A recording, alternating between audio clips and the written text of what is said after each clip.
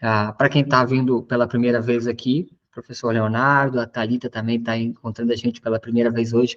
Fico feliz de vocês poderem estar nos acompanhando. O objetivo dessa nossa aula, desse nosso momento, é a gente poder crescer espiritualmente, como o corpo de Cristo, que somos, né?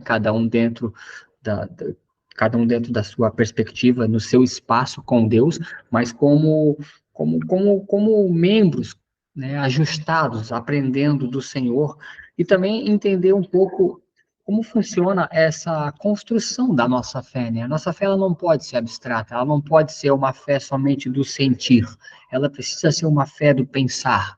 A palavra de Deus, ela precisa fazer com que a gente cresça em discernimento, conhecimento, estatura e graça. Então, a gente não pode viver só de arrepio, de sentimento e de experiência. A gente precisa ter também conhecimento e discernimento. Dentro dessa minha jornada e dessa caminhada com Cristo, o que eu mais percebi que é o maior inimigo da igreja, a não ser, claro, o inimigo da cruz, o inimigo de Cristo, é o analfabetismo bíblico. A dificuldade que as pessoas têm de entender e interpretar as escrituras faz com que elas tropecem em coisas que são bem simples. Então, o objetivo dessa aula também é a gente trabalhar para que esse analfabetismo bíblico possa ser erradicado, ou, se a gente não puder erradicar, que a gente possa começar a formar as primeiras construções teológicas da gente dentro da perspectiva de Deus. É óbvio, claro, que a gente não vai ser aqui presunçoso nem arrogante de achar que a gente tem todas as respostas. Não a temos, tá, pessoal? Não temos todas as respostas, e se tivéssemos todas as respostas, estaríamos mentindo, porque as respostas finais, as últimas, as misteriosas, só cabem a Deus. Tem mistérios que o Senhor não decidiu revelar, e cabe a Ele deixar assim para que a gente não se ensoberbasse. Então, a gente vai estar crescendo junto. Então, no final desses nossos 45 minutos, a gente vai abrir para perguntas, ok? Muito obrigado. Então, vamos tentar iniciar esse nosso material, né? A gente vai continuar hoje na aula número 5. Quero justificar, então, a minha ausência na aula passada, porque não estava. Expliquei para os meus colegas aqui, antes de iniciar, eu tive que fazer uma visita emergencial a uma pessoa que estava solicitando ajuda na última segunda-feira, então precisei priorizar aquilo que era emergencial, né? E aí deixamos esse momento para hoje. Então, hoje a gente vai parar da onde a gente continuou na semana passada. Aonde a gente parou semana passada? Semana passada, nós paramos nesse seguinte capítulo. Capítulo 2 desse material que a gente está estudando aqui. Não sei se vocês conseguem enxergar aqui, ó. Bases da Fé Cristã. Esse livro aqui é um livro de um teólogo que tem uma certa construção acadêmica e uma orientação teológica neutra, né? Ele é um teólogo que construiu esse material, e ele tem dentro desse material desenvolvido, olhando para as escrituras, 20 fundamentos que servem como bases para a fé cristã. O primeiro fundamento foi o que a gente estudou, né, nas primeiras 3 aulas. Quem já acompanhou, a gente estudou o que é a Bíblia, como ela foi construída, como ela foi segmentada, como ela foi inspirada por Deus, quais foram os artifícios, as ferramentas, quais foram os idiomas. A gente fez meio que um panorama bíblico da edificação e construção dela. Agora a gente já está entrando numa outra esfera. Qual que é a esfera? Aqui Deus se assemelha. Quais são os atributos visíveis e invisíveis de Deus? Como Deus decidiu se revelar por intermédio das Escrituras? O que a gente pode olhar para as Escrituras e ver como características pertencentes a Deus? Semana retrasada, então, a gente trabalhou a primeira parte desse material, a aula 4. Então, a gente fala sobre a pré-existência de Deus, um Deus que está além do tempo. Ele, então, é o construtor desse tempo cronos, né? Desse tempo de cronologia, de calendário, esse tempo medido pelas relações físicas. A gente também entendeu a revelação, como Deus se revelou na sua natureza ao ser humano, e a gente também entendeu a independência de Deus, um Deus que não depende do ser humano para nada, né? Somos nós, então, que dependemos dele. O que nós vamos tentar trabalhar nessa noite, então? Vamos construir o nosso raciocínio pautado nesses 3 próximos tópicos.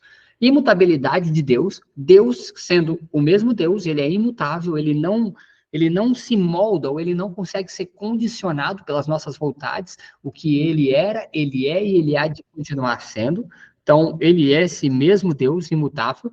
A gente vai também trabalhar sobre essa questão da eternidade. A gente falou na semana passada sobre a temporalidade de Deus. Hoje a gente vai falar sobre esse tempo, então, não mais Cronos, mas Kairos, um Deus que é eterno. Todas as coisas acontecem dentro do seu tempo, segundo o seu propósito e vontade. E vamos falar também sobre esse atributo da onipresença de Deus, que é muito complexo, né? As pessoas têm dificuldade de entender essa realidade de Deus, um Deus que transcende o espaço e tempo, né? Nós precisamos de espaço e tempo para existir. As leis da física, as leis da matéria, elas funcionam assim.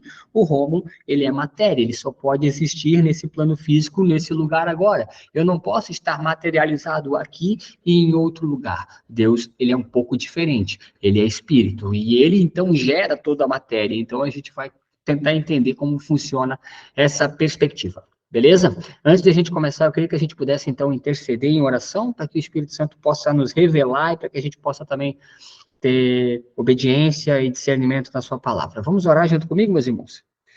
Papai, nós queremos te louvar e te agradecer, Senhor, pela oportunidade que tu nos dá de mais uma segunda-feira estarmos aqui, Senhor.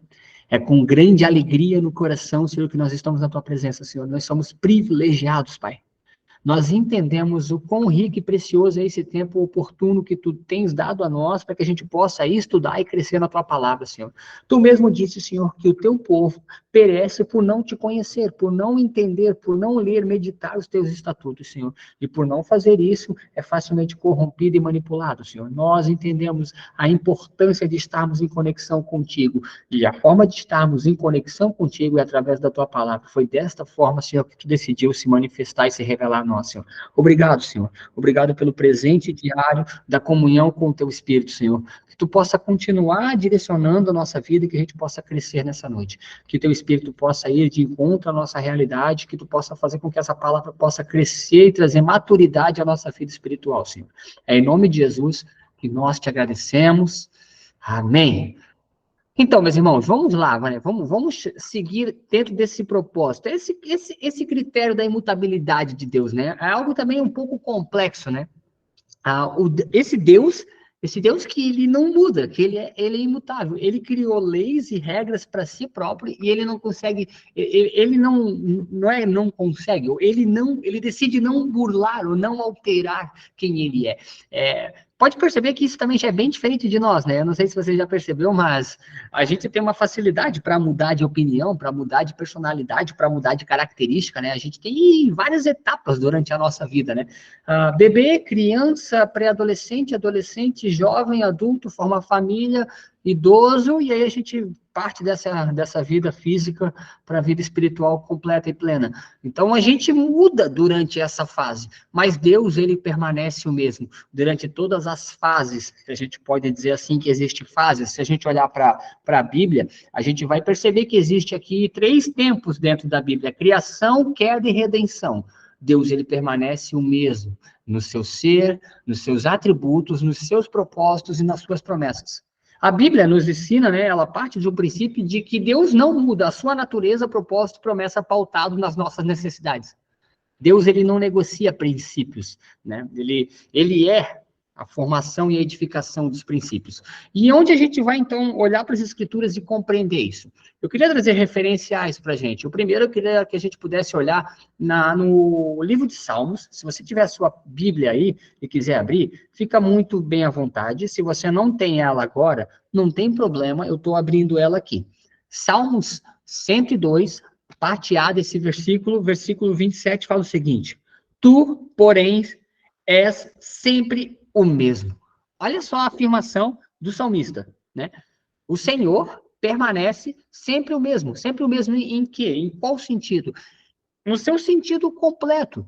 Deus, ele não vai moldando sua personalidade ou a sua realidade pautado nos acontecimentos.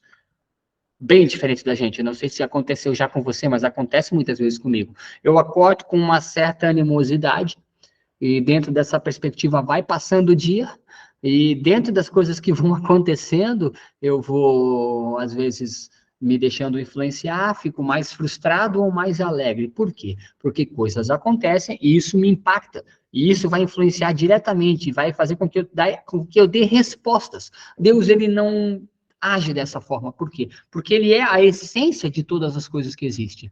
Então, ele permanece sempre o mesmo. Ele continua sendo sempre o mesmo. Mas o salmista que está dizendo que Deus não muda. Porém, o Senhor também afirma isso. Aonde? Livro de Malaquias. Malaquias, capítulo. Essa afirmação que eu coloquei ali não está correta, tá, meus irmãos? Malaquias, capítulo 102, 27, não existe. É Malaquias 3, 6. Correção aqui. Malaquias, capítulo 3, vamos lá, né? O livro de Malaquias, que muitas vezes é usado de maneira irresponsável para fazer com que as pessoas tenham generosidade, e aí isso não é generosidade, né? É exploração psicológica, mas aqui no livro de Malaquias, capítulo 3, versículo 6, fala o seguinte: porque eu, o Senhor, não mudo. Olha só a afirmação que Deus está trazendo. Porque eu, o Senhor, não mudo. Deus não muda. Deus afirma que ele não muda. Os seus propósitos e os seus projetos, eles permanecem sempre o mesmo. E isso é interessante porque nós, como filhos de Deus, precisamos também ter essa constância no Senhor. Nós precisamos ter esse discernimento e essa constância em Deus, para que a gente não viva de empolgação em empolgação, para que a gente possa ter, dentro dessa vida com Cristo, uma constância que nos leva a presenciar as perspectivas de Deus para a nossa vida. Olha só o contraste. Um Deus que permanece sempre o mesmo, que ama e chama pessoas, homens, que estão sempre em constante mudança. Esse é um contraste complexo dessa realidade do relacionamento de Deus com o homem e do homem com Deus. Porque nós temos um entendimento meio que empírico de que as nossas orações e que os nossos pedidos e as nossas situações vão comover, vão mudar, vão influenciar e vão determinar a resposta final de Deus. E, às vezes, se a gente olhar para alguns versículos e capítulos da Escritura, a gente vai poder até encontrar amparo bíblico para que essa realidade aconteça. Porém, eu quero te dizer uma coisa, querido. Deus não pode ser condicionado pela vontade humana. Deus não pode ser manipulado por nossos desejos, pelas nossas intenções, pelo nosso emocionalismo. Se fosse assim, seria um Deus para cada um. Mas não é. É um Deus em forma de pessoa, Jesus, salvando aqueles que se sujeitam à sua boa vontade. Então, existe uma determinação divina. Semana passada, semana retrasada, né, fizeram uma pergunta aqui no chat, né, se eu acreditava em predestinação. A predestinação é uma determinação divina de fatos que acontecem. Se nós olharmos de Gênesis e Apocalipse, nós vamos ver que Deus predetermina situações e fatos que vão acontecer. Quando o homem cai, Deus fala para aqueles dois personagens que estão ali, Eva e Adão, e para o terceiro personagem, que é a serpente, que da mulher, então, nasceria alguém que pisaria a cabeça da serpente. Há uma predestinação de Deus para um fato que no tempo corrente ainda não aconteceu, mas irá acontecer, que é a vinda de Cristo. A gente vai olhar para a escatologia bíblica e a gente vai ver que Deus, ele determinou várias coisas para acontecer. E essas coisas irão acontecer independente do nosso querer ou não. Então, existe uma determinação divina para que as coisas aconteçam. Existe uma determinação divina para que as coisas sejam estabelecidas. E também a gente vai ver ali, claro, no Antigo Testamento, no livro de Números, uma afirmação muito clara, né? Deus não é homem para que o homem para que se arrependa. Por acaso, tendo ele dito que irá fazer, não o fará? Tendo ele prometido, não o cumprirá? Esse versículo, ele vem diretamente a uma promessa de Deus em relação a algo que ele está acontecendo, que ele está a realizar. Entenda essa perspectiva. Existe uma promessa de Deus e existe um cumprimento da promessa. O intervalo de tempo entre uma coisa e outra para acontecer não é determinado pelas nossas ações ou intenções, e sim pela vontade perfeita, agradável e boa de Deus. Deus vai fazer com que essas situações aconteçam para que a gente possa experimentar, então, essa imutabilidade de Deus na nossa vida. E isso é bom. Isso é bom. Isso é bom porque isso faz com que Deus permaneça no seu lugar de soberania sobre a nossa vida. Deus é soberano sobre as nossas vidas. Deus precisa ser soberano sobre as nossas decisões. Então, olhando para essa determinação divina e olhando para essa afirmação de Números 23, 19, onde Moisés aplica essa fala, né, que Deus não é homem para que minta, nem filho do homem para que se arrependa, por acaso, tendo ele dito que não faria, não fará, tendo ele prometido, não cumprirá. Isso vem como uma resposta, muitas vezes, para as nossas ansiedades.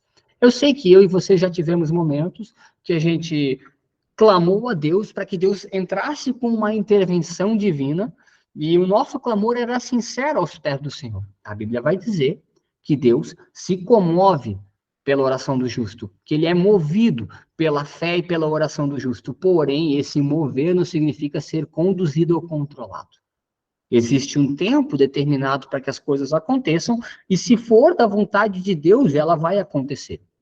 Quando eu tive a minha iniciação, né, o meu caminhar inicial com o Evangelho, eu tinha eu me alimentava dentro de uma teologia muito rasa, que ela me chamava para a seguinte realidade: Deus me ama. Se ele me ama, ele me ouve. Se ele me ouve, eu posso clamar e ele me dará todas as coisas ao qual o meu coração desejar. Isso não entra em conformidade com a Bíblia. Não é isso que ele fala, né? Mateus 6, 24 em diante vai dizer que Deus, ele tem todas as coisas controladas, que a gente não precisa ficar ansioso, que a gente não precisa se preocupar com o amanhã, basta o dia de hoje e o seu mal. Porém, isso não significa também que a gente vai ser irresponsável com a nossa responsabilidade para a qual temos que ter. Mas o Senhor, então, ele tem uma resposta para as nossas realidades. Isso é a imutabilidade de Deus. Deus não se move pautado naquilo que nós queremos. Por quê? Porque, então, a gente entende perante as Escrituras que Deus estabelece e determina algumas coisas. Eu queria que a gente pudesse entender isso. Olhamos para esse quadro da natureza de Deus, criada e caída, e agora Deus determina a redenção em Cristo. Todo o Antigo Testamento ele está pautado numa promessa de que haveria de vir o Redentor. O Filho do Homem viria para morrer na terra, para que a ira de Deus implacável estivesse sobre si, para que ele pudesse levar sobre o madeiro todas as nossas dores e enfermidades. O unigênito de Deus, o único que foi gerado por Deus, substância da própria substância, o único que é parte de Deus, ele é o único que pode, então, também agora retirar o pecado. E aí é onde a gente vai ver uma afirmação clara dessa determinação de Deus sobre todas as coisas. Efésios capítulo 1, de 4 a 11. Vamos fazer a leitura para que a gente possa entender essa realidade da determinação de Deus, da imutabilidade de Deus. Deus não vai mudar porque o Rômulo quer que Deus mude. Ou Deus não vai mudar a sua forma de agir porque existe uma meia dúzia de pessoas aqui que está intercedendo em relação a isso. Ele já predeterminou algumas coisas e essas coisas precisam acontecer. Olha o que fala Efésios capítulo 1, versículo 4 a 11. Assim, como nos escolheu nos escolheu nele, antes da fundação do mundo, para sermos santos e irrepreensíveis perante ele. Antes da formação do mundo, ele já nos escolheu nele, para sermos santos e irrepreensíveis perante ele, em amor. Ele nos predestinou para ele, para a adoção de filhos por meio de Jesus, segundo o beneplácito, segundo a autoridade de sua vontade. Beneplácito é autoridade. Para louvor da glória de sua graça, ele nos concedeu gratuitamente no amado Jesus, no qual temos a redenção pelo seu sangue, a remissão dos pecados segundo a riqueza da sua graça, o que Deus derramou abundantemente sobre nós em toda sabedoria e prudência, desvendando-nos o mistério da sua vontade segundo a sua autoridade que pusera em Cristo, de fazer convergir nele, na dispensação da plenitude do tempo, todas as coisas, tanto no céu como na terra. Nele, digo, no qual fomos também feitos herança, predestinados segundo o propósito daquele que faz todas as coisas conforme o conselho da sua vontade. Assim é o Senhor, ele é imutável, ele decidiu na formação, antes da forma, aqui está nos trazendo um conceito de eternidade. Antes da formação das coisas visíveis, antes da formação das coisas físicas, antes da formação da matéria orgânica, Deus, então, já havia predestinado que o Cordeiro seria, então, sacrificado para que todos pudessem encontrar no Senhor a redenção. E isso, para quê? Para que ele seja glorificado através da nossa vida. A criação é remida por Deus. Mateus 5, 25, 34, né? A criação vai encontrar no Senhor essa remissão, essa porta aberta, né? Filhinhos, adentrem as regiões celestiais. Entrem, vocês são chamados. Então, o que a gente pode entender sobre a imutabilidade de Deus? Aquilo que ele proferiu, que ele falou que iria fazer, que ele afirmou por meio dos seus profetas, ou através de Moisés, ou através de alguns outros escribas, como, por exemplo, Neemias e Esdras, aquilo que ele determinou que iria fazer, isso ele vai fazer. Aquilo que ele usou os apóstolos para realizar, para deixar como registro, aquilo que ele usou Paulo, Pedro, Tiago, João, como escritor das epístolas, para trazer para nós sobre as coisas que precisamos ter como retidão para que servimos a Deus dentro do seu propósito como igreja, vão acontecer. Isso não tem como mudar. Por isso que Paulo vai dizer, se alguém vir com um evangelho diferente daquele que vos preguei, então sejamos... Que isso seja anátema, que isso seja destruído, que isso seja anulado, porque esse evangelho não é o evangelho de Cristo. Então, as coisas de Deus, elas não podem ser mudadas. Por isso, sempre que alguém aparece com um novo tipo de profecia, com um novo tipo de visão, com um novo tipo de revelação, que está fora das Escrituras, foge disso. Foge disso porque é heresia, e a heresia é caminho de morte que leva à perdição.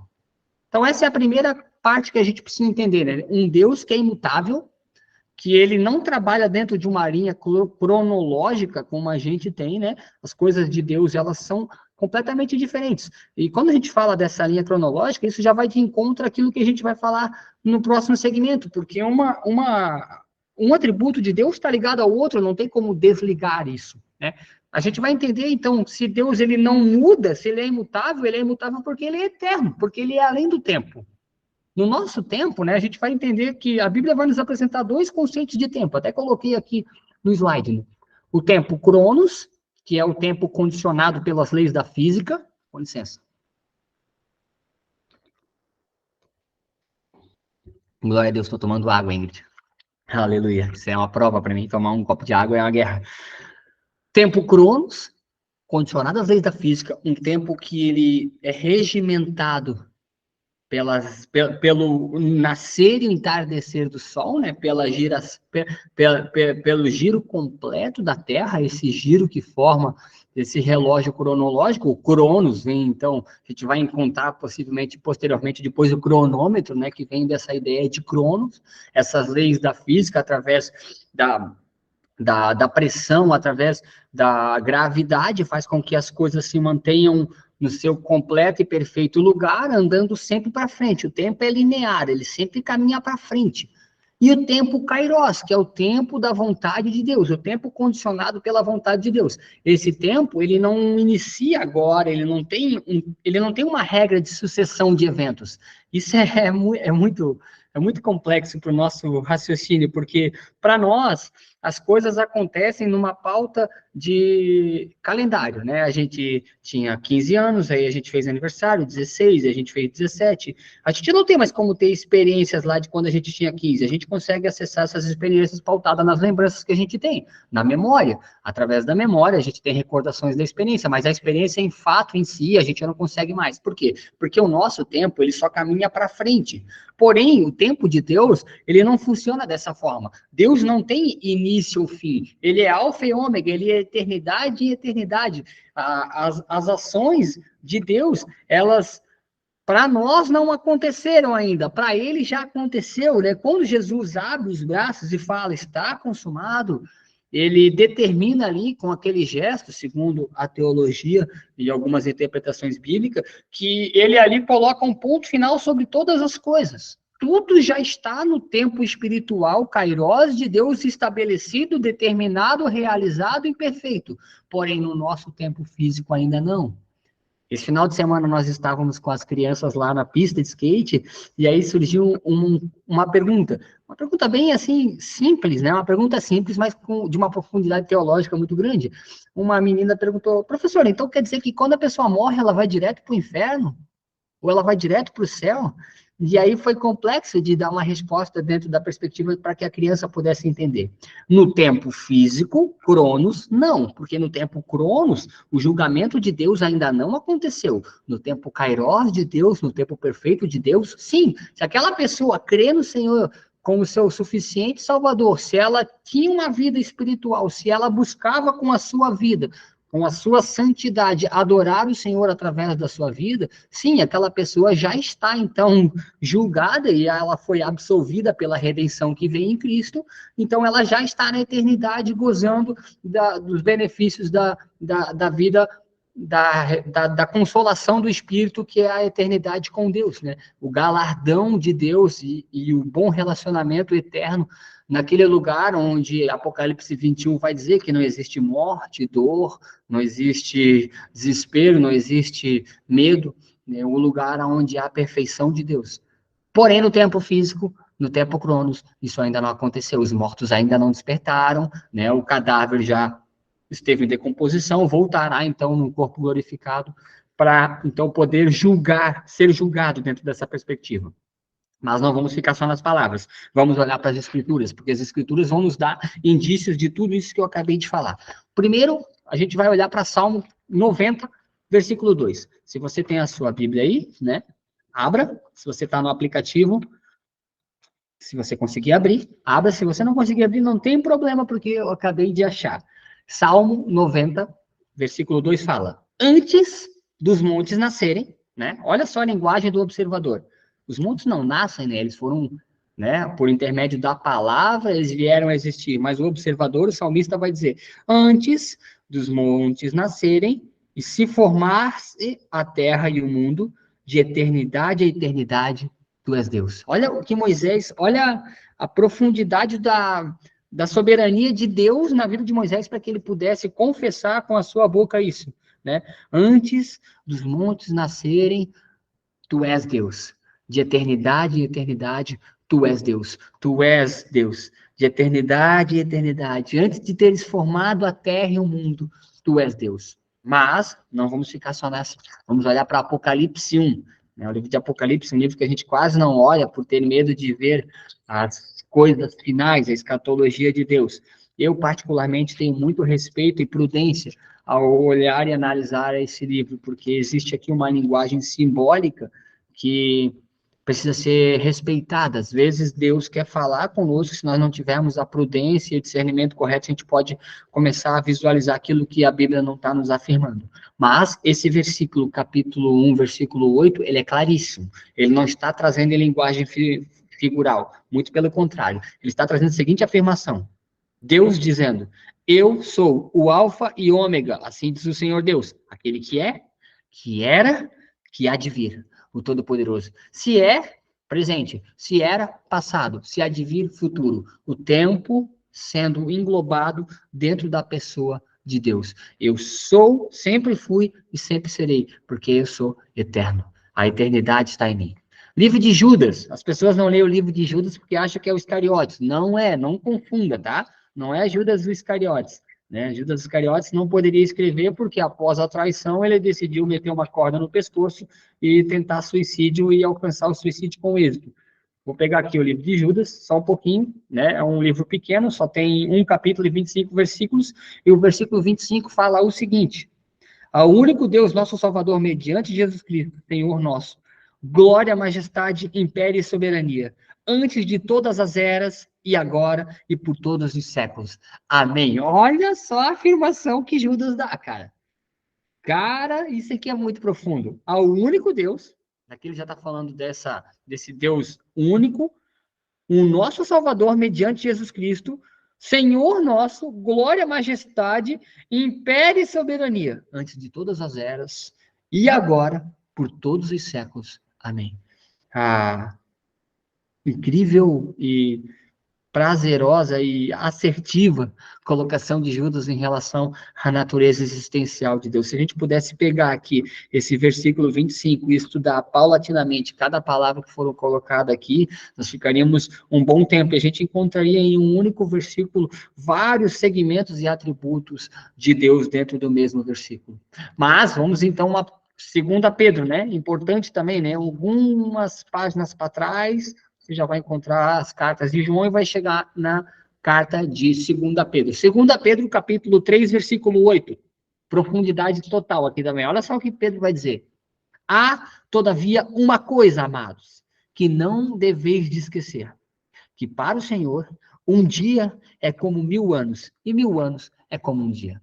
Deus não contabiliza o espaço e tempo na premissa que nós temos de cronos, de cronologia e de calendário. E isso é incrivelmente importante. Olha só, vamos pegar a linha de raciocínio aqui clara. Deus não muda, ele é imutável. Ele é imutável por quê? Porque a sua natureza é assim. E ele é imutável e ele é eterno. Ele era o mesmo ontem, hoje e sempre será. Essa é a sua natureza. Esse é o seu ser existencial, né? Nessa perspectiva, então, ele vinha a ser eterno. E se ele é eterno e ele não está regrado às leis de tempo, ele também não pode estar regrado às leis de espaço. O que eu estou querendo dizer com isso? Deus não pode ser segmentado ou ser qualificado ou quantificado em relação ao espaço geográfico. E aí vem o próximo ponto. Deus não precisa de corpo físico. Por quê? Porque Deus não é onipresente. Não é, Deus é onipresente. Deus ele não precisa dessa lógica natural e física que nós somos. Nós somos o quê? Matéria. Nós vivemos dentro das leis dinâmicas da matéria. Deus não caminha dentro dessa premissa. Deus se manifesta segundo a sua vontade, segundo o seu querer, segundo a sua justiça, aonde se fizer necessário, em todos os momentos ao qual ele achar cabível fazer. Deus não precisa de corpo físico. Quando eu coloquei aqui Deus precisa de corpo físico, eu fiquei pensando, cara, mas isso aqui pode ser interpretado de maneira errada. Se nós olharmos para a pessoa de Jesus, precisava um homem morrer como homem para justificar, para que a justiça de Deus pudesse ser emplacada, porque Deus falou para Moisés, para Adão, que se comeres dessa árvore, certamente morrerás. Então havia um débito para com a humanidade que foi pago na pessoa de Jesus. Quando eu coloco aqui que Deus não precisa de corpo físico, eu estou falando em relação à sua onipresença, não à sua redenção na pessoa de Jesus Cristo. Então, por favor, não confunda. Para que Deus pudesse aplicar a sua ira sobre alguém, alguém precisava morrer. Tinha uma dívida a ser paga, e aí precisava morrer como homem. Por isso que Jesus é 100% Deus e 100% homem. Se ele não fosse 100% Deus, ele não conseguiria, então, emplacar a justiça de Deus. Se ele não fosse 100% homem, da mesma forma não conseguiria cumprir para o propósito ao qual ele veio para existir, veio ser estabelecido. Ele não seria o Cordeiro de Deus tirando o pecado do mundo. Então, nós precisamos entender, quando eu estou colocando que Deus não precisa de corpo físico, eu estou falando desse Deus que ele não está segmentado pelas leis da física, pelas leis químicas. A onipresença de Deus significa dizer que, de fato, ele não tem limitações físicas como nós. Eu tenho uma limitação física. Se eu quero estar no Japão, o que eu vou ter que fazer?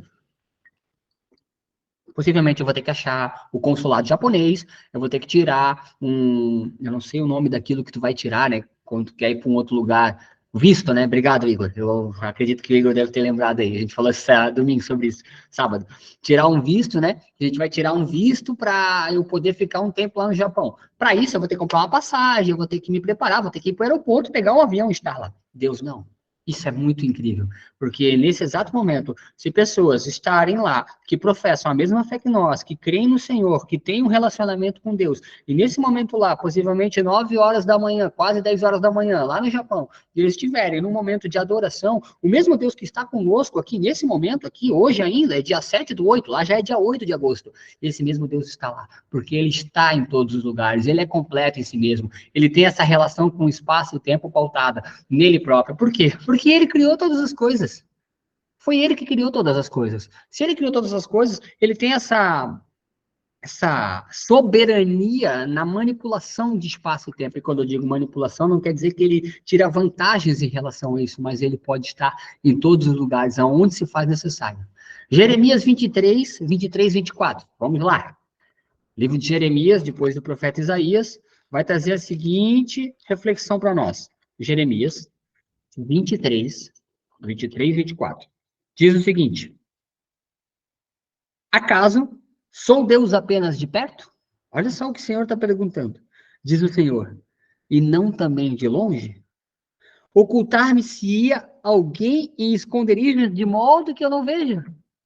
Ou diz o Senhor, porventura eu não encho os céus e a terra, os meus olhos não estão em todos os lugares? Assim diz o Senhor. Por acaso alguém pode se ausentar da minha presença? Por acaso alguém pode ficar longe de mim? Por acaso existe algum lugar debaixo da minha criação que eu não tenho os meus olhos completos e enxergando?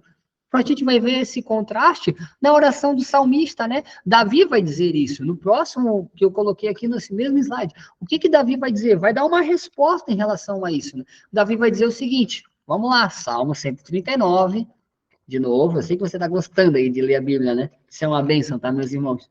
Ah, se eu tivesse o privilégio de poder parar quando eu fui recém-convertido, meus pastores não tinham muita prudência em relação a isso. Não estou julgando eles, né? Mas simplesmente reconhecendo essa realidade. Versículo 7 a 10, capítulo 139, fala o seguinte, olha só. Para onde me ausentarei do teu espírito? Para onde fugirei da tua face? Tem até uma música que fala, né? Aonde eu irei? Né? Olha só, se eu subo aos céus, lá estás. Se eu faço a minha cama no mais profundo abismo, lá também estás.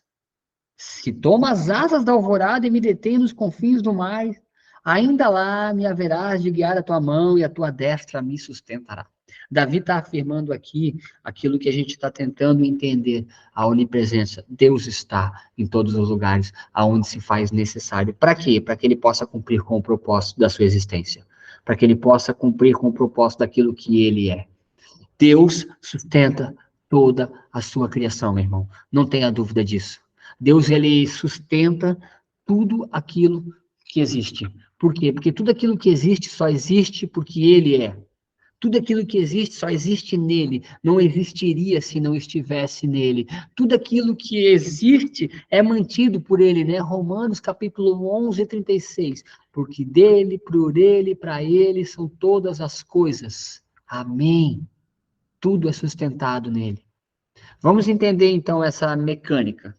Existem as leis da física e as leis da química. Todas as duas leis foram criadas por Deus e são sujeitas à vontade de Deus. Por isso que Jesus consegue fazer transmutação química de água para vinho. Né? Por que você acha que Jesus consegue fazer uma transmutação química? Porque todas as leis estão sujeitas à sua vontade. Se havia necessidade, então assim será feito. Quantas coisas acontecem segundo a vontade de Deus para que a glória dele seja manifesta?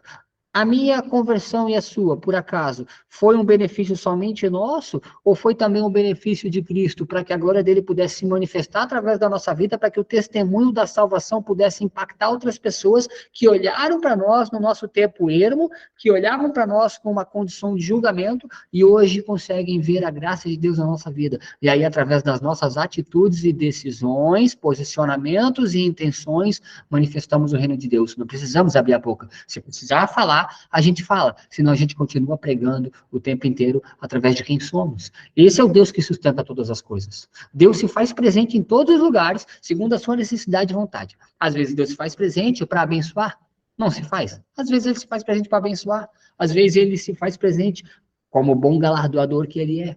Às vezes ele se faz presente também para trazer julgamento impetuoso. Sodoma e Gomorra é um exemplo disso.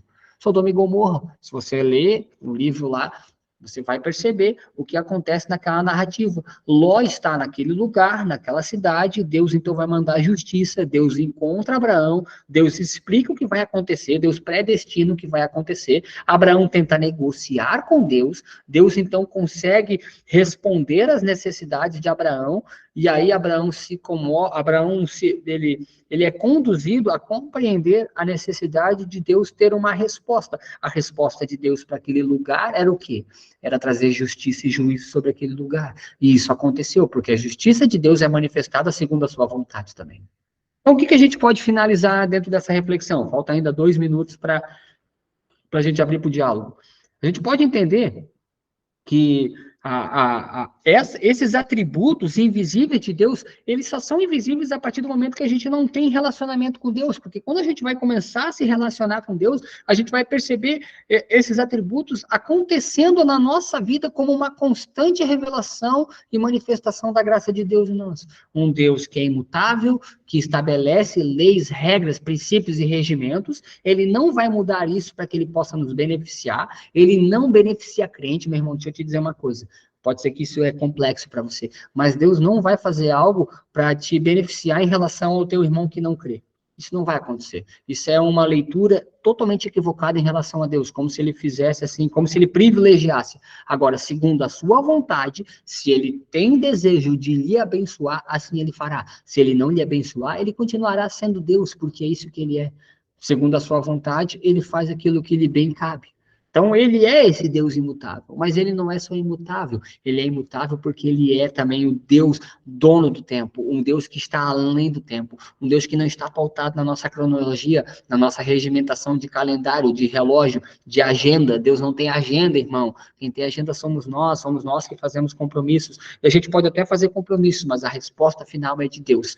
E também a gente pode entender dentro dessa perspectiva, né, que esse Deus que constrói todas as coisas, que sustenta todas as coisas, ele também está, segundo a sua vontade, sustentando elas. Para finalizar, vamos abrir a Bíblia. Colossenses 1:17, fala o seguinte, bênção de Deus isso aqui, cara. Colossenses 1:17. Olha só essa palavra para mim e para você.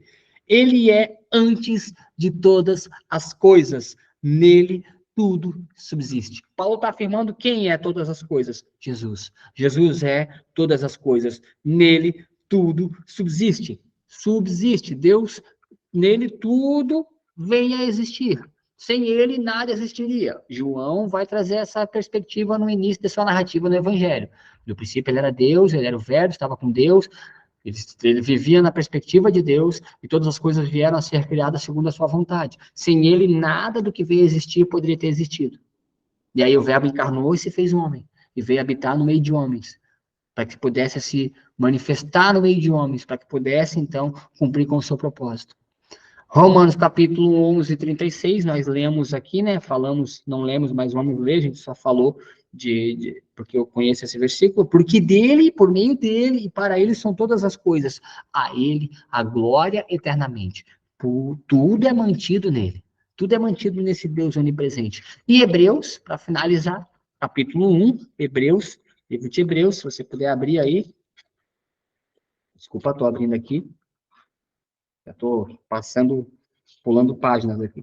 Depois de Timóteo, Tito, Hebreus.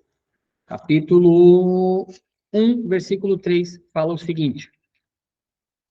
1:3. Graça e paz a vós outros da parte de Deus, o nosso Pai. Opa, desculpa, estava lendo Filemão. Ele é o resplendor da glória e a expressão exata do seu ser, sustentando todas as coisas pela palavra do seu poder. Depois de ter feito purificação dos pecados, assentou à direita na majestade nas alturas. Está falando, claro, aqui do nosso Senhor Jesus, por meio da sua vontade, como Redentor de toda a criação. Espero que a gente possa ter crescido e que esse conteúdo nessa noite possa ter trazido esclarecimento dentro dessa perspectiva, né? Então, até aqui a gente viu um Deus que ele é atemporal, né? Ele está acima do tempo, foi o que a gente viu na primeira aula de quem ele é, um Deus que ele não pode ser controlado, conduzido, ele não pode ser movido por mãos humanas, um Deus que está acima dessa realidade, porque ele decide se revelar aos homens, um Deus que ele é o que ele é, independente da nossa vontade. Hoje, então, nós vimos que ele é quem ele é, porque ele nunca muda, essa é a sua natureza, ele é eterno e ele é onipresente. Na próxima semana, nós vamos, se o Senhor permitir, falar um pouco sobre essa natureza espiritual, sobre a onisciência de Deus, um Deus que tem um conhecimento de tudo, e sobre essa questão da invisibilidade. Por que Deus é espírito e não se manifesta fisicamente? A gente vai entender que ele se manifestou fisicamente na pessoa de Jesus. Só na pessoa de Jesus Deus se manifesta? Sim, na pessoa de Jesus, meu irmão. Não tem outra figura de linguagem, não tem outra figura corpórea que possa nos encontrar a majestade de Deus. Qualquer outra coisa será apenas um ídolo. Uau, é isso. Eu vou liberar aqui os nossos microfones aqui, liberando. Show de bola. Fique à vontade aí. Tudo bem? Boa noite. Se quiserem ligar as câmeras aí agora, agradeço aí pela paciência. A gente conseguiu alcançar isso, né? Faltam 15 minutos para terminar essa nossa aula. Alguém tem alguma pergunta, algum questionamento? Deixa eu olhar aqui na nossa agenda aqui. Nós é que estamos presos no tempo cronológico. Deus é eterno e sabe de tudo. É isso, mano. Deus é eterno. Deus, não existe, esse aí também não existe, né? Deus não tem preferência, né? A preferência de Deus é Cristo. Cristo é a preferência de Deus. Tirando ele, somos todos pecadores, carentes da glória de Deus. Precisamos do Senhor. Efésios capítulo 2 vai dizer: nós estávamos mortos em nossos pecados e delitos, mas Deus, sendo rico e misericordioso, nos dá o Cordeiro de Deus, o Cristo. Não é por obras para que ninguém se glorie. Pela fé, então, no Senhor Jesus, encontramos a redenção para viver com Deus. Alguma pergunta aí, galera? Tô olhando só as fotinhas aí, quem quiser ligar a câmera, fica à vontade. Fica à vontade, Thalita. Pode perguntar aí ou compartilhar. Boa noite, gente. Boa noite. Rômulo, eu fiquei com dúvida ali na parte, eu achei interessante a parte cronológica, onde tem o tempo Kairos e o tempo, Cronos. tá, o Cronos e o Kairos. E a dúvida que me vem é nessa questão, como você falou ali, deu o exemplo da menina, né? Quando a gente vira morrer, o que Certo. acontece com a gente? Você deu duas opções, para mim existia uma só. Então, Certo, vamos assim, lá. isso existe realmente ao pé da letra? Como é que eu faço essa distinção, assim? O que que eu posso levar para o meu entendimento? Beleza. O tempo Cronos, o que acontece quando a gente morre? No tempo Cronos, a gente morre, é velado, é sepultado, e o nosso corpo estaria aguardando a redenção da justiça de Deus, aguardando o julgamento de Deus. Toda a Bíblia vai nos trazer uma ação que vai acontecer, e a gente vai entender por um tempo cronos que vai existir um momento na história da humanidade, na história da eternidade, que haverá o julgamento de todas as obras. Todas as obras, todas as coisas edificadas debaixo do céu, elas virão à tona. Todas as coisas irão ser julgadas. Isso acontecerá no tempo Cronos e também Kairos. Por que no tempo Kairos? Porque quando a gente entende e a gente morre para a nossa vontade e nasce em Cristo, né? A gente nasce duas vezes, mas a gente morre só uma. Olha que interessante isso. Se a gente não nasce duas vezes, a gente morre duas vezes. Se a gente só nasce da carne, a gente vai morrer na carne e vai morrer no espírito. Mas se a gente nasce duas vezes, se a gente nasce na carne e se a gente nasce no espírito, que é a redenção através do sacrifício, morte e ressurreição de Cristo, a gente não volta a morrer no espírito. Por quê? Porque a redenção em Cristo traz vida eterna, a nossa morte é só física. Então, quando a gente morre justificado por Deus na pessoa de Jesus Cristo, nós não vamos ter aquele espaço e tempo de.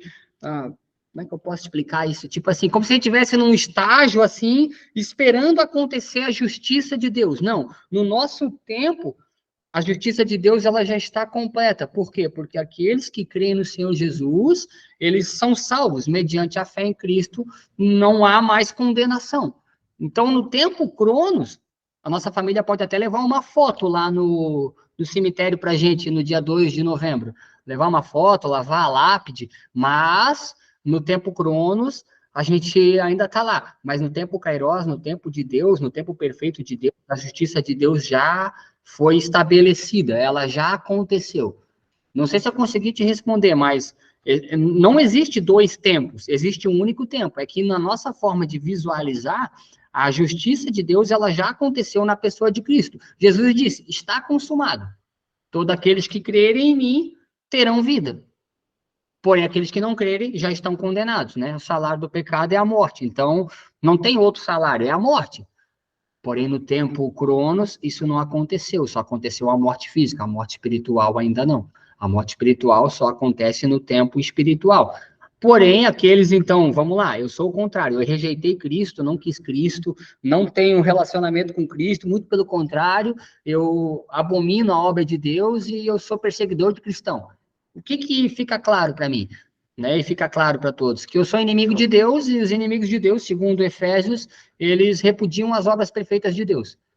E aí, para mim, tem o quê? Tem condenação eterna. Eu recusei Cristo, é condenação, é um inferno. Porém, no tempo Cronos, eu ainda estou lá, o pessoal está indo lá me ver no dia 2 de novembro no cemitério. No tempo Kairos, eu já estou condenado. No tempo de Deus, já há condenação para minha alma. Não tem o que eu fazer depois de morto que possa mudar a realidade que eu tenho escolhido enquanto eu sou vivo. Por isso que algumas pessoas têm uma certa dificuldade de entender algo que para mim, é muito claro quando eu olho para as Escrituras sobre a soberania de Deus em relação ao nosso livre-arbítrio. O ser humano não tem livre-arbítrio a partir do momento que passa a ser escravo de Cristo. Eu não tenho mais domínio sobre as minhas decisões.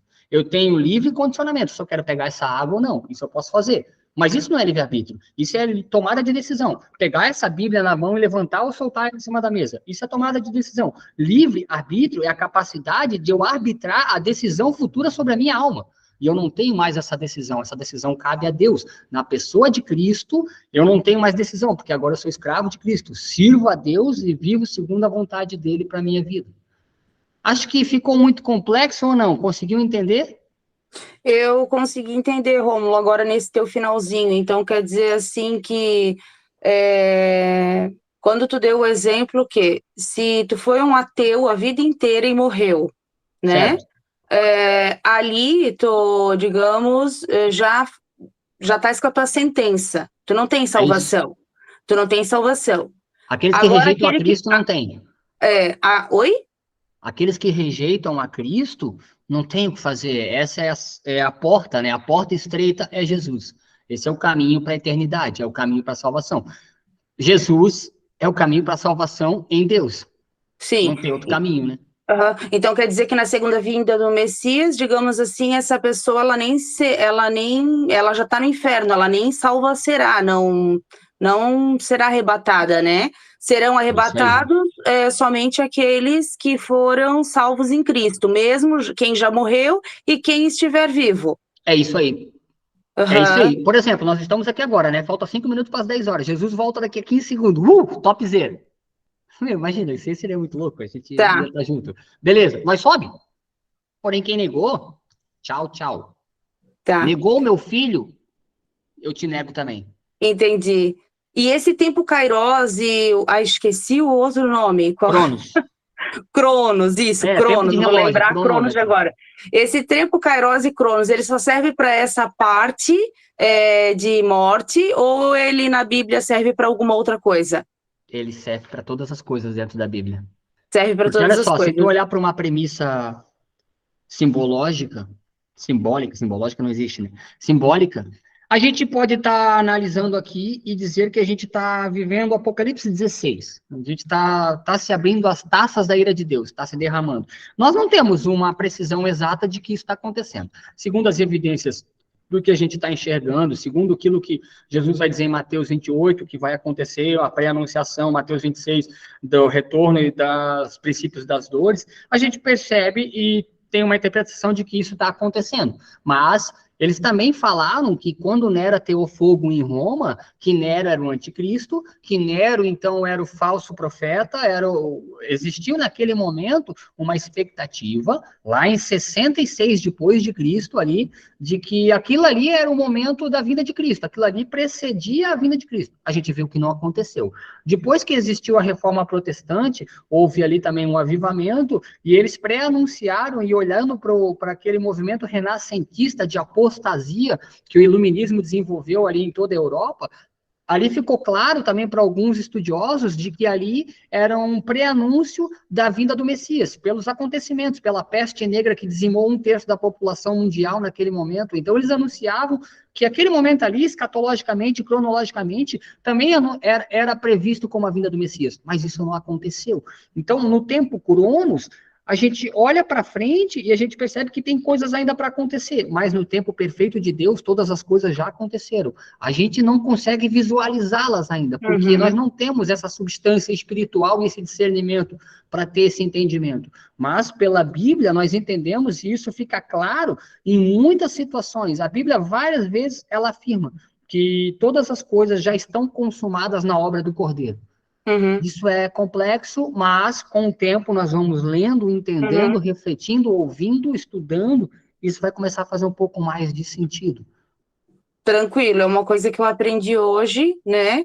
É muito bacana. E assim, para não tirar o tempo dos demais, tá? Minha curiosidade, até naquilo que a gente vinha Obrigado, Igor. conversando,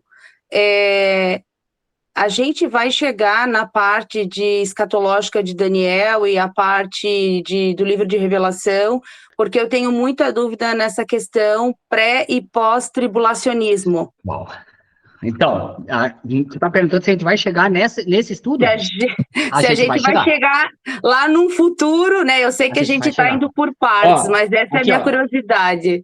Cara, Deus é muito bom. Página 107 do livro vai trazer o seguinte, a seguinte pergunta. Deus quer que todos sejam salvos? A pergunta que faz. Deus quer que todos sejam salvos? Sim. Né? Isso é complexo. Sim, porém os filhos de Cã não, né? É muito complexo isso, né? Os filhos de Satanás, os filhos do diabo, né?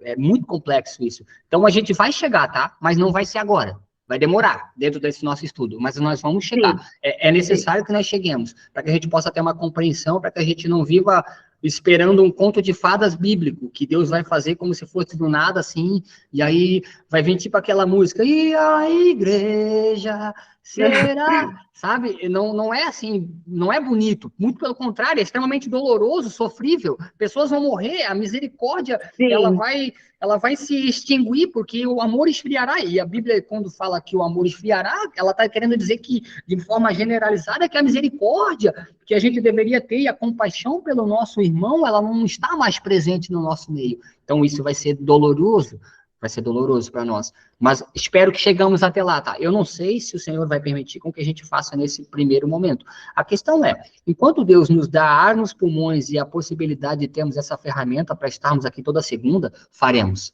E eu quero que isso aconteça. Não sei por quantos anos ou por quantos meses.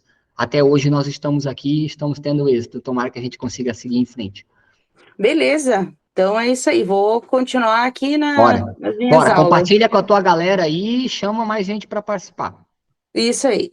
Obrigada, tá? Valeu. Igor, tu queria falar? Tu levantou a mãozona? Não, eu ia comentar sobre essa questão, né, do tempo e de como é que acontece essa transição, né, da morte física para a eternidade, né? Porque tanto para o salvo quanto para quem não foi salvo, a eternidade é real. É uma condição Ela eterna. vai acontecer, né? Não tem. Nós somos eternos, né? É uma condição eterna, né? E eu lembrei de duas coisas que a Bíblia relata sobre a experiência de morte e aonde as pessoas estão depois da morte. A primeira é do ladrão da cruz. Benção. Então, Jesus disse, ainda hoje estará comigo no paraíso. Né? Quando ele confessou a Jesus na cruz, ele creu e ele pediu misericórdia, né? Paulo diz que todo aquele que invocar o nome do Senhor será salvo. Preciosa essa tua afirmação, Igor. No tempo Cronos, ele está sendo velado, né? No tempo Kairos. Aqui pra gente ele dá o último suspiro e acabou. Alguém enterra aquele homem. Mas em Deus... E é ladrão, né? Não é enterrado com louvor. É jogado numa cova. Exato. E em Deus esse homem, então, chega em algum lugar que chama paraíso, que para nós ainda é... E é legal porque até a questão da cronologia, né? Ainda hoje, não é? Ainda, vírgula, hoje. Ainda hoje, vírgula... Não, ainda hoje. Ainda hoje. E aí então, isso demonstra que o tempo é muito louco, né? O outro é uma história relatada no Novo Testamento, mas é com personagens do Antigo e com um contexto do Antigo, que é o rico e o Lázaro em Mateus 16. Solicite que Lázaro venha me suprir, né? Então o rico e o Lázaro em Mateus 16. O rico era era então alguém muito rico de fato, e existia um mendigo que morava do lado da casa desse rico. E o mendigo, ele ansiava por comer das migalhas que caía da mesa desse rico. Esse rico Sim. comia bem e vivia bem, e o mendigo olhava para aquilo, e o mendigo só não queria mais nada a não ser Só comer das migalha. migalhas do rico. E o rico jamais olhou para esse cara. O rico jamais ajudou esse cara, né? Eu estou falando do rico porque é a forma com que a Bíblia trata o nome desse homem, né?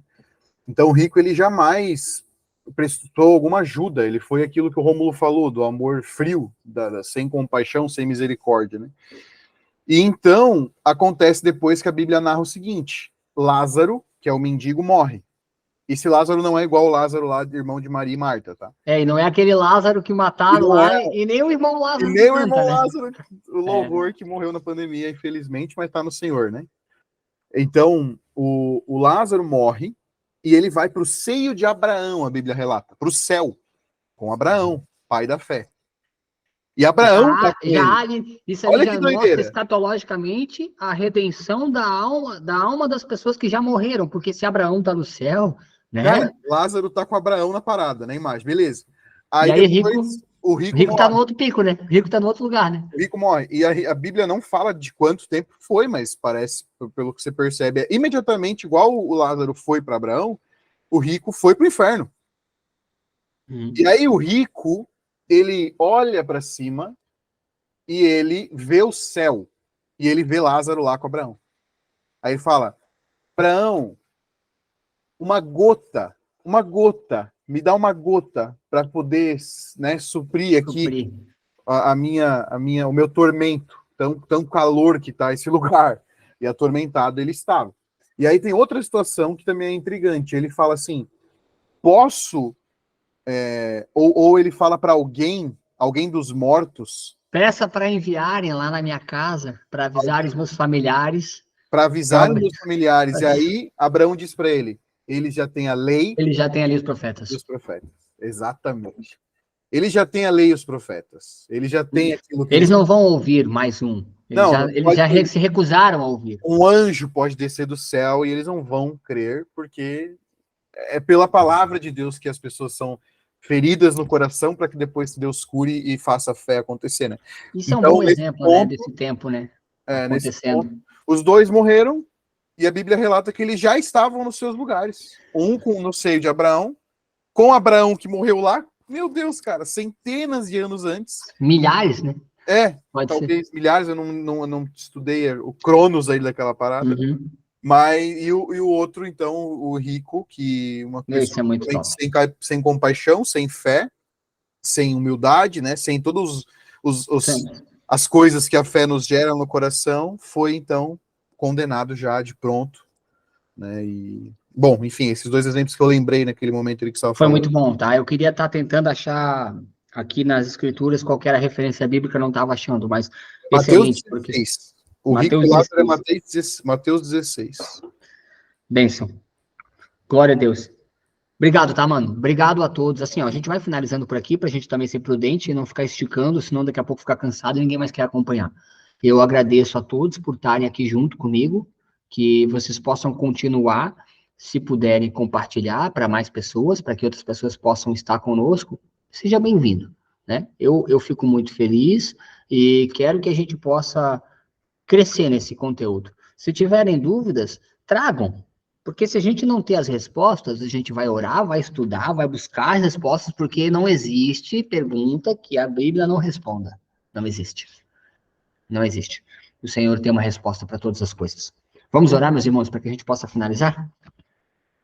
Deus, nós queremos te louvar e te agradecer, Senhor, por essa noite, por esse momento de comunhão com a tua palavra, pelo teu Espírito se fazer vivo, discernir, Senhor, teu Espírito acrescentar ao nosso coração, nos instruir, nos direcionar, nos ligar em ti, Senhor. Obrigado, Deus, obrigado pela boa, santa palavra que a gente tem o privilégio de receber, Senhor. Tu possa fazer com que esse tesouro não saia das nossas mãos, do nosso coração, e que a gente possa meditar nele, Senhor. Faz com que a gente cresça em disciplina espiritual, Senhor. Oração, jejum, meditação na palavra e serviço, Pai. Cuida dos meus irmãos, que eles possam ter uma semana abençoada, que eles possam ser bem-sucedidos naquilo que se proporem a fazer, Senhor. Se porventura passarem por dificuldade, que eles entendam, Senhor, que a dificuldade produz crescimento. Cuida de nós, Senhor, é em nome de Jesus que te agradecemos. Amém. Meus irmãos, boa semana a todos, tá? Se precisar trocar uma ideia, tem o meu WhatsApp aí, me chama. Se eu não puder responder na hora, eu tô num propósito aí de não mais levar o celular para casa, então vai ficar só aqui no trabalho. Em casa eu vou doar o meu tempo só para minhas filhas e para minha família. Mas amanhã eu vou ligar ele e a gente vai conversar, se for preciso. Deus abençoe, tá? Uma ótima noite. Valeu, Te gente. amo. Vai com Deus. Bom descanso. Valeu. Até amanhã, até segunda que vem. É nóis.